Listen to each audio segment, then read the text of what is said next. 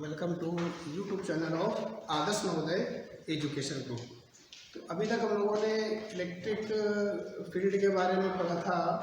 अब हम electric dipole के कारण इंटेंसिटी पढ़ने जा रहे हैं। वैद्युत द्विध्रुव के कारण अक्ष पर किसी बिंदु पर तीव्रता कैसे ज्ञात करते हैं, इसके बारे में स्टडी करेंगे। तो विद्युत द्विध्रुव के कारण अक्ष पर तीव्रता, ये पॉइंट हम लोग आज पढ़ेंगे।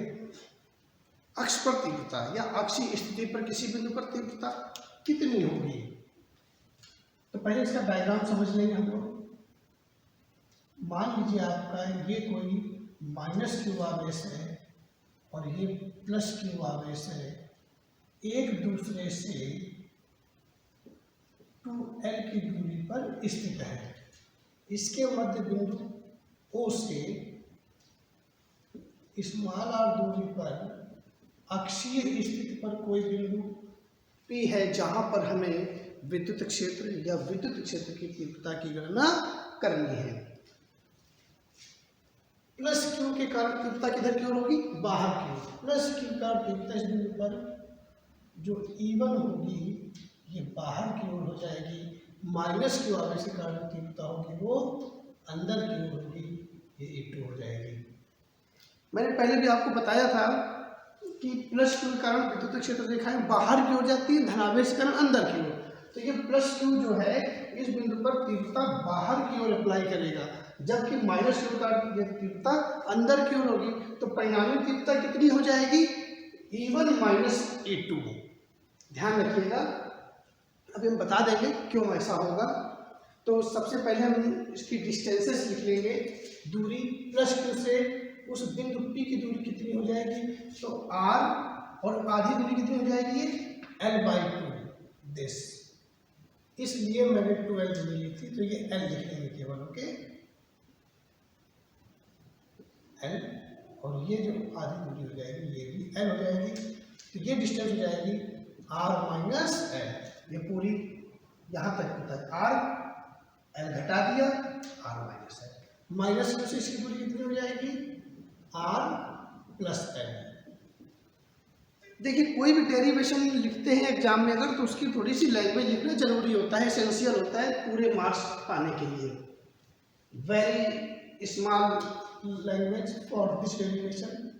माना कोई वैद्युत द्विध्रुव AB 2L लंबाई का है, जिसके A सिरे पर माइनस क्यू तथा B सिरे पर प्लस क्यू आवेश है।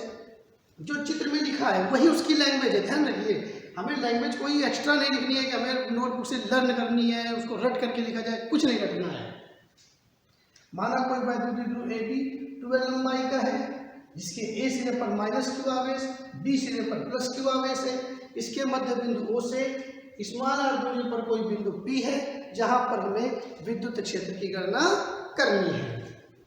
अब हम क्या करेंगे, ये दो आवेशों का एक निकाय हो गया, बिंदु P पर तीव्रता निकालनी है। तो बहु आवेशों के कारण तीव्रता कैसे निकालने के लिए बोला था मैंने, सभी आवेशों के लिए अलग अलग तीव्रता निकालेंगे और फिर उनको वेक्टर सम कर लेंगे, सदिश रूप में जोड़ लेंगे। तो पहले Q1 के कारण तीव्रता, फिर Q2 के कारण तीव्रता, फिर दोनों के कारण कुल तीव्रता जोड़ लेंगे। ओके, तो स्टार्ट करते हैं। सबसे पहले हम निकालेंगे कि प्लस Q के कारण बिंदु P पर तीव्रता। ध्यान रखिएगा, प्लस Q के कारण बिंदु P पर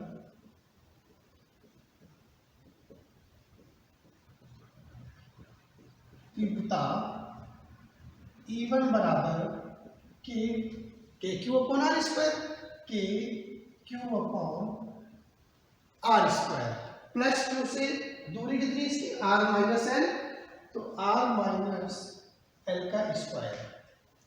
सदिश रूप में कैसे लिखेंगे, तीव्रता सदिश राशि है, इस तरह लिख दिया।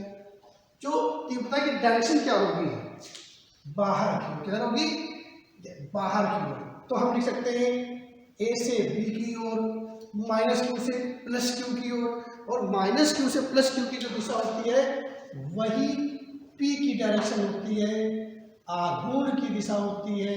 तो द्विध्रुव आघूर्ण की दिशा यही है, तो यहाँ पर मैं लिख दूंगा पी कैप। पी की दिशा में हो गया तो सदिश फॉर्म में बन गया ये इक्वेशन नंबर 8।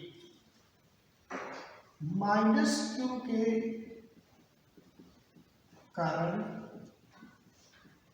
पी पर तीव्रता क्या हो जाएगी, E2 बराबर k Q upon minus Q से डिस्टेंस कितनी है पी की, आर प्लस एल। तो यहाँ लिख देंगे हम आर प्लस एल का स्क्वायर। डायरेक्शन क्या हो जाएगी इधर की ओर, यानी द्विध्रुव आघूर्ण की विपरीत दिशा में। क्या लिख देंगे यहाँ पर हम minus P cap, equation number 2। अतः बिंदु पी पर परिणामी तीव्रता, अतः बिंदु पी पर परिणामी तीव्रता क्या हो जाएगी, E बराबर E1 plus E2 plus E3, जितने आगे से सभी कर्ण तीव्रताओं को सदिश रूप में जोड़ लेते हैं। तो देखिए क्या हो जाएगा, E बराबर व्हाट इज E1, E1 है आपका K Q upon R minus L का whole square P cap plus K Q upon R plus L का whole of square and minus P cap. Vector E बराबर, यहाँ से आप देखेंगे के क्यू कॉमन आ जाएगा, 1 अपॉन आर माइनस एल का होल स्क्वायर। अगर मैं पी कैप बाहर लिख देता हूँ डायरेक्शन के लिए, तो बताइए क्या होगा, यहाँ पर पी कैप बाहर आ गया तो ये माइनस प्लस इसको माइनस कर देगा, 1 अपॉन आर प्लस एल का होल ऑफ स्क्वायर क्रिएट हो जाएगा। E बराबर हो जाएगा आपका के क्यू, अब इसको थोड़ा सा सिंप्लीफाई कर लेंगे। कैसे, इन दोनों का एलसीएम हो जाएगा 1 upon x 1 upon y, x y LCM, यानी ये आर माइनस एल का whole square r plus L का होल स्क्वायर एलसीएम में आ गया। तो ये इससे इसका आर का भाग देंगे इसमें, तो ये तो कट जाएगा, तो बचेगा क्या यहाँ पर आर प्लस एल का होल स्क्वायर, और इसका डिवाइड करेंगे तो आर प्लस एल का होल स्क्वायर कट जाएगा, तो आर माइनस एल का होल स्क्वायर, और बीच में आ जाएगा माइनस। डायरेक्शन क्या हो जाएगी, दिशा क्या हो जाएगी P cap. Okay, next E बराबर हो जाएगा के क्यू, अब यहाँ पर लिखेंगे a प्लस बी का होल स्क्वायर ब्रेक करेंगे, a square plus b square plus 2ab। Okay, बीच में माइनस आ गया, a माइनस बी का whole square, a square plus b square minus 2ab और होल अपॉन, अगर स्क्वायर में अलग कर दूं तो क्या हो जाएगा, r minus l r plus l, a minus b a plus b, यानी a square minus b square, a square minus b square और होल स्क्वायर में ऐसे अप्लाई कर दिया। समझ में आ गई बात कि नहीं आ गई। नेक्स्ट आगे हम यहां से यहां पर सॉल्व कर लेंगे, तो देखिए क्या हो जाएगा, E बराबर क्या लिखेंगे, r square k q r square plus l square plus 2RL minus, जैसे ही माइनस अंदर ऑपरेट होगा साइन चेंज हो जाएगा, minus r square minus l square और प्लस का 2RL। दैट इज, इसके डायरेक्शन में लिख देंगे, यहाँ लिखिए पी कैप।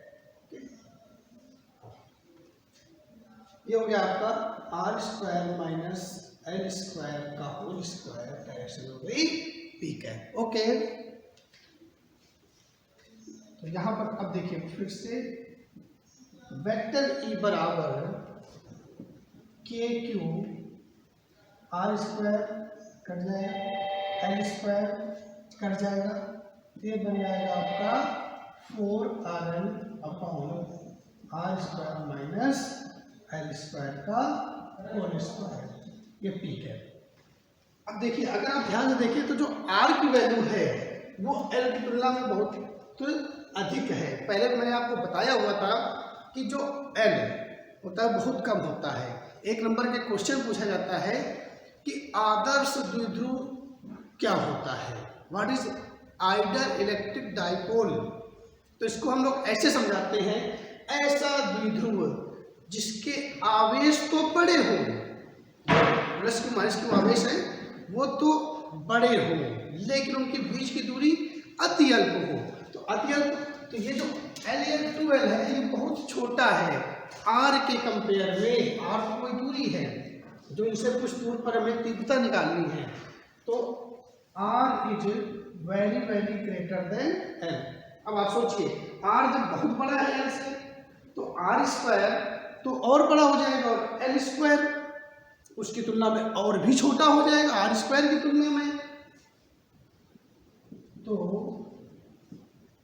यदि लिख दे चूंकि भी लिख सकते हो, दोनों सही होते हैं। तो L स्क्वायर टेंस टू 0, मतलब कि R स्क्वायर इतना बड़ा लार्ज नंबर हो गया L स्क्वायर के कंपेयर में कि L स्क्वायर को अगर R स्क्वायर में जोड़ दे या घटा दे तो फर्क नहीं पड़ेगा, बट मल्टीप्लाई से नहीं हटाएंगे।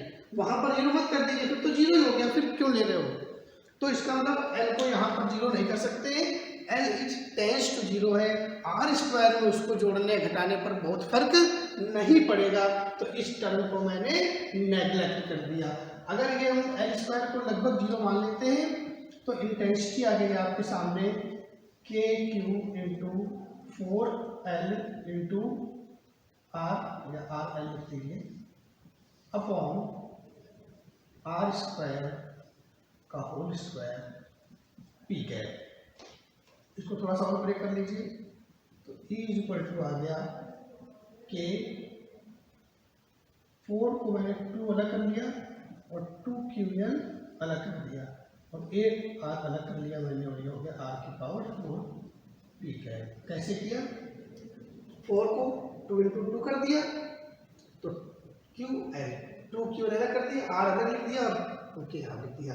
क्यों किया, क्योंकि मैं जो ये 2QL है ना इसको मैं P लिख लूंगा और एक R से R की पावर 4 कटेगा तो R क्यूब बच जाएगा यहाँ पर। ओके, तो E बराबर हो गया आपका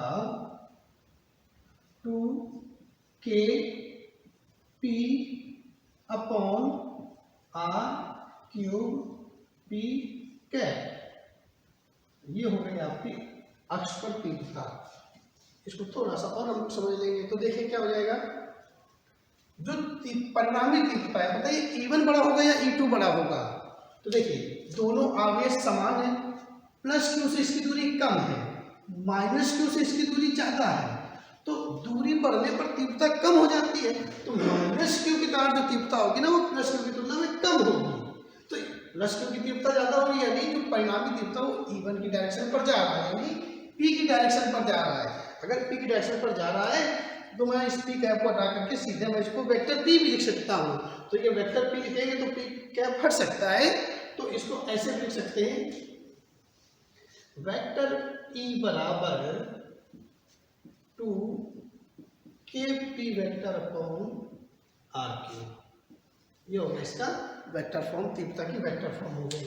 okay, this is your formula. या ऐसे लिखा जाता है, अदिश रूप में लिखना हो तो अदिश रूप में लिख दीजिए कि E अक्ष पर तीव्रता बराबर 2KP upon R cube. That's your formula for numerical. Numericals के लिए हम इस फॉर्मूले का यूज करेंगे। अब हम लोग यहाँ पर एक चीज़ समझने की कोशिश करेंगे। पहले एक बार आप उसको ढंग से देख लीजिए, कहीं पर कोई आपको प्रॉब्लम आ रही हो आप हमसे कमेंट बॉक्स में पूछ सकते हैं कि सर यहाँ पर ये लाइन कैसे आ रही है, ये प्रॉब्लम कैसे हो गया, डायरेक्शन आपने कैसे जज की, तो आप उसको पूछ सकते हैं। अब इस पर हम थोड़ा सा ग्राफ एनालिसिस करेंगे, एक नंबर का क्वेश्चन यहाँ पर सीखेंगे। तो this topic has been completed. Okay, चलिए।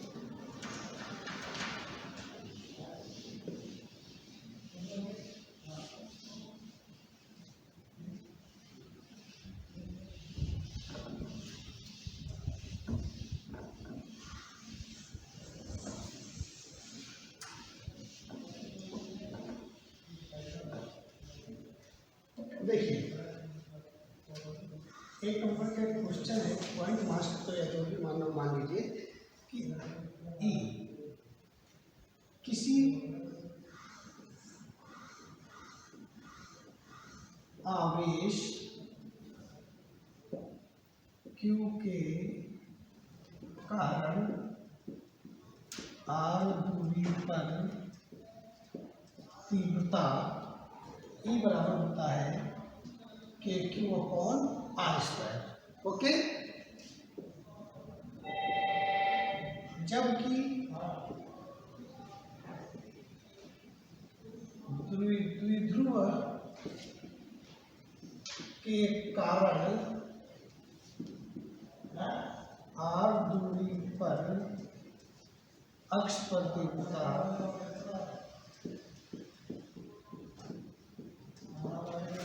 कितना आ गया आपका E बराबर 2kP/r³। इसमें मैं ये देखता हूं कि जो तीव्रता E है आवेश के कारण वो तीव्रता r² के व्युत्क्रमानुपाती होती है, जबकि द्विध्रुव के कारण तीव्रता r³ के व्युत्क्रमानुपाती होती है। क्या एनालिसिस निकलता है? एनालिसिस ये आता है कि किसी एकल आवेश के कारण तीव्रता धीरे धीरे घटती है तुलना में, किसकी तुलना में? द्विध्रुव के कारण तीव्रता में। जो द्विध्रुव के कारण अक्ष पर तीव्रता है वह तीव्रता दूरी के क्यूब के इनवर्सली प्रोपोर्शनल है, तो दूरी के साथ साथ तीव्रता तेजी से घटती है। घटने का कारण क्या है? घटने का कारण सिंपल है, जैसे प्लस क्यू आवेश के कारण तीव्रता आपने यहाँ पर लिखा E1 या जो भी है वो हो गया आपका KQ/r²। अब यहाँ पर एक माइनस क्यू आवेश है, इसने क्या किया, इसकी तीव्रता को पीछे क्यों खींचा? क्योंकि माइनस चार्ज है, तो तीव्रता इधर क्यों अप्लाई करेगा? तो ये धीरे धीरे इसकी तीव्रता को कुछ कम कर देगा, तो दूरी बढ़ने पर तीव्रता और तेजी से घटती है। तो ये भी एक नंबर का क्वेश्चन पूछा जाता है कभी कभी कि किसी एकल आवेश तथा द्विध्रुव के कारण जो तीव्रता है वो किस प्रकार परिवर्तित होती है, उनकी तुलना कीजिए या ग्राफ से समझाइए। तो ग्राफ से समझाने के लिए कैसे हम लिखेंगे? इस तरह समझाएंगे। ये हो गया आपका R हो गया, ये तीव्रता हो गई। तो जो आपका स्क्वायर एकल आवेश के कारण तीव्रता कुछ ऐसे घटती है और द्विध्रुव के कारण तीव्रता ऐसे घटती है। तो ये जो ग्राफ है ये धीरे धीरे इंटेंसिटी को घटाता है, जबकि इसके द्वारा तीव्रता तेजी से घटती है। तो ये पॉइंट भी आप लोग ध्यान रखेंगे, इनको एक को डैश डैश बना देना एग्जाम में और एक को जो है सीधी लाइन से, या फिर एक को पेन से बना देना, एक को पेन से बना देना। तो ये इन दोनों का कंपैरिजन हो गया। नेक्स्ट हटा देते हैं इसको। ओके,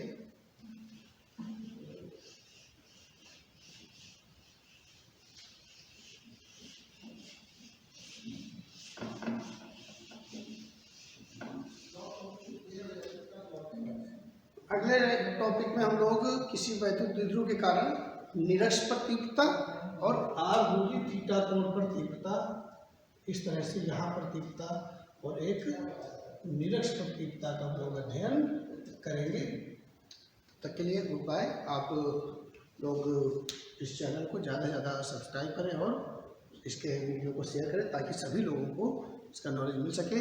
इससे रिलेटेड कोई आपको प्रॉब्लम अगर आती है तो आप कमेंट बॉक्स में क्वेश्चन कर दीजिए, आपको सलूशन मिल जाएगा। ओके।